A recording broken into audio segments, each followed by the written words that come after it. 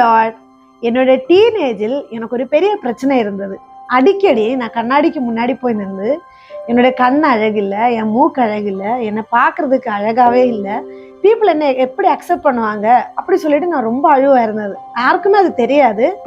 அது எனக்கு ஒரு ஒரு நெகட்டிவ் காம்ப்ளெக்ஸாகவே எனக்குள்ளாக இருந்தது. எப்பொழுதும் எனக்குள்ளாக பீப்புள் என்னை எப்படி பார்க்குறாங்க, என் ஃபேஸ் எப்படி இருக்குது அப்படி சொல்லிட்டு எனக்கு அது ரொம்ப ஒரு துக்கமாகவே இருந்தது. என்னுடைய 20வது வயதில் நான் ஒரு யூத் கேம்புக்கு போக வேண்டி இருந்தது. அன்றைக்கி காலையிலே நான் எழுந்து கண்ணாடிக்கு முன்னாடி நின்றுட்டு அழுத, ஏசப்பா இன்றைக்கி நான் யூத் கேம்புக்கு போக போகிறேன், எல்லோரும் அழகாக இருப்பாங்க, நான் மட்டும்தான் ரொம்ப ஒரு நல்லா இல்லாத ஒரு முகத்தோட நான் போவேன். ஆனால் அந்த யூத் கேம்பில் போய் நான் அட்டென்ட் பண்ணிட்டு இருக்கும்போது இன்னைக்கு கர்த்தருடைய வார்த்தை பிரசங்கம் பண்ண ஊழியக்காரரு ஒரு வசனத்தை வேதத்திலேருந்து எடுத்து பிரசங்கம் பண்ணார்.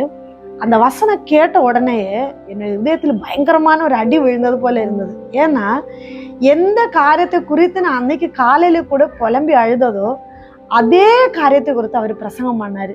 139வது சங்கீதம் 14வது வசனம் எப்படி சொல்லுகிறது, நான் பிரமிக்கப்பட்ட அதிசயமாய் உண்டாக்கப்பட்டபடியால் உண்மையை துதிப்பேன். இந்த வசனத்திலிருந்து அவர் பிரசங்கம் பண்ணாரு. பிரசங்கம் பண்ணும்போது ஏசப்பா என்கிட்ட வந்து டைரக்டா பேசுற மாதிரி இருந்துச்சு. ஏன்னா அத்தனை வருஷமா என்னோட டீனேஜ் ஆரம்பத்துல இருந்து நான் 20 வயசு வரைக்கும் இந்த ஒரு காம்ப்ளெக்ஸோட தான் நான் இருந்துட்டே இருந்தது.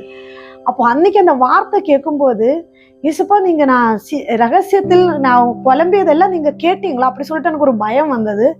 ஆனா நிஜமாவே நான் ஒரு காரியத்தை சொல்றேன், அந்த வார்த்தை அன்னைக்கு அவர் பிரசங்கம் பண்ண உடனேயே அது ஒரு கட்டாக எனக்குள்ள இருந்தது. அது என்னை விட்டு விலகி போனது. அன்னையில இருந்து எனக்கு அந்த துக்கம் வந்ததே இல்லை. அதுக்கப்புறம் என்னை ஆட்கள் எப்படி பார்ப்பாங்களோ, நான் எப்படி இருக்குதோ அப்படிப்பட்ட ஒரு தோட்டம் எனக்கு வந்ததில்லை. நான் என்ன செய்வா இருந்தேன்னா, ஒரு க்ரௌட் இருக்கிற இடத்துல நான் போக மாட்டேன்.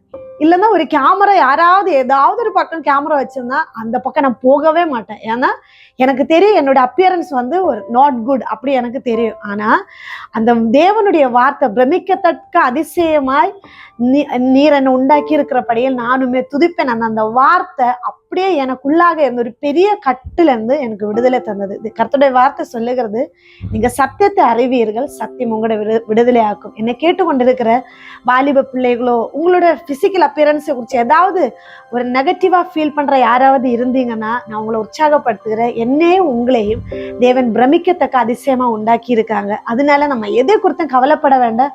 உங்களை மகிமையாய் பார்க்கிற ஒரு தேவன் உண்டு. Have a nice day. God bless you.